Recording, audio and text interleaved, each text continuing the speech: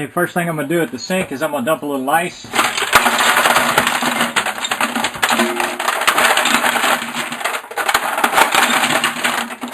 You don't. This is optional. You don't need that much ice. It makes it go faster. And I'll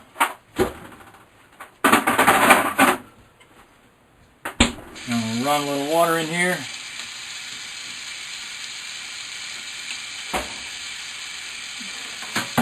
I'll bring this back over here now.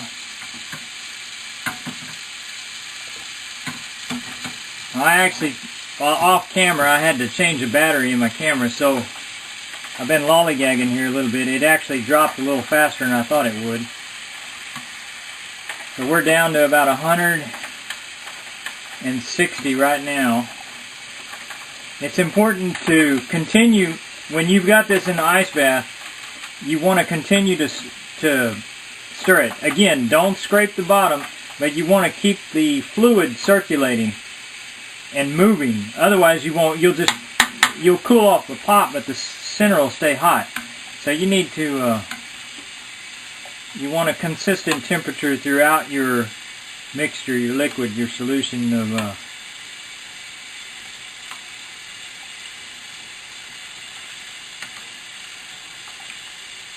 okay. Do not overfill it, and I almost overdid. And always be careful when you're running water into your sink not to get the water into your milk. That's very important. At this stage, make sure that if you've got your thermometer attached, be very careful that the side of the sink does not touch your thermometer and knock it into your milk. I've done that before, and that was the only batch of yogurt that never turned out in the last 30 years, or however long I've been making yogurt. That was the only batch.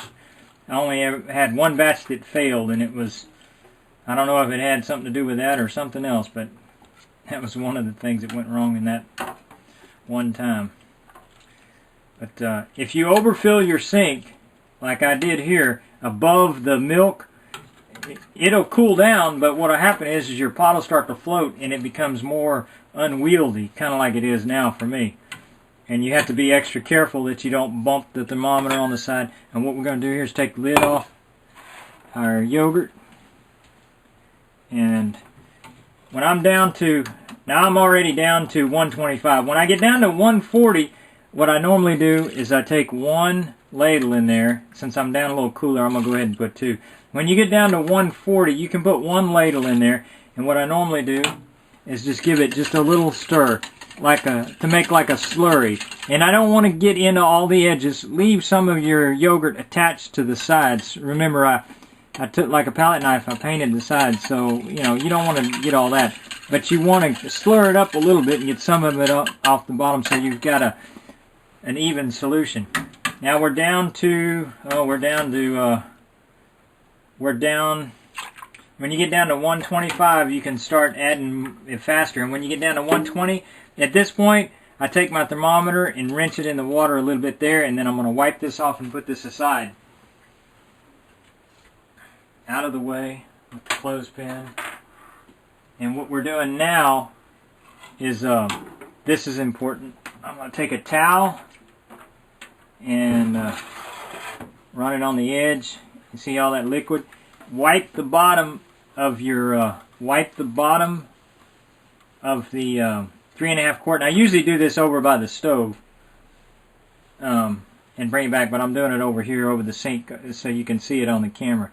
You want to wipe this off, and the reason you do that is when you pour it in here, if you got all that water on there, it's going to come together and you're going to get water in your yogurt. You don't want to water down your yogurt. You want a nice clean pour, just like that. And let's see. We didn't get very much, but you can see in the bottom there's a little bit of scalding that's stuck on the bottom. That's okay. And I'll clean that up with a steel wool. That's no big deal.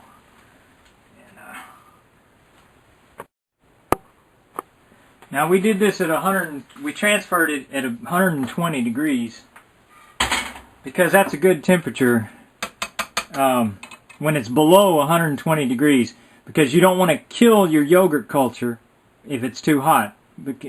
Think of yeast when you're making bread. You don't want to get it too hot, and you've got that nice comfort zone, like Goldilocks zone. And one last time, I take the whisk now, and I go through here, and I give it a good little stir. And the experts, I heard a professional one time, I forget which company he works with, he said not to do that in his big vats and operation that he does. They believe that it's got to be still, you know.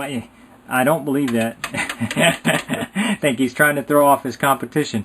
But I give it a good whisk. I even make the little bubbles on top if I want to. And that acts as like a blanket. It actually gives you a consistent, it'll help hold. Air is a good insulator. And if you've got the bubbles along the top of your yogurt, that bubbly air will help stabilize the temperature over time. And I think it actually helps. And I like it, so I do it. And it's never, and I tried it, and it works great, and it works for me. Might not have worked for him, but it works for me. Now we're going to let this settle a little bit, and we're going to go to the stove next. To the oven, I mean. Sorry.